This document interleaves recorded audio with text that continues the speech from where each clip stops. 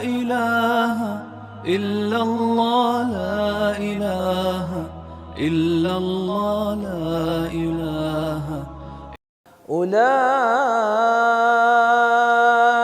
يجزون الغرفة بما صبروا ويلقون فيها تحية وسلاما. ما لنا رب سوى.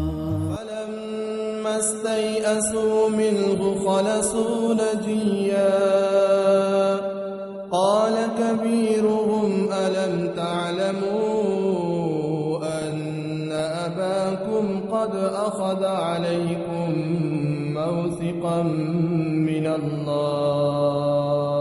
لا إله إلا. इसराफ ये है कि ज़रूरत से ज़ायद खर्च करने को इसराफ कहते हैं। हाँ, वो इसराफ खाने पीने में हो, वो इसराफ पहनने में हो, वो इसराफ रहन सहन में हो, वो इसराफ सवारियों में हो।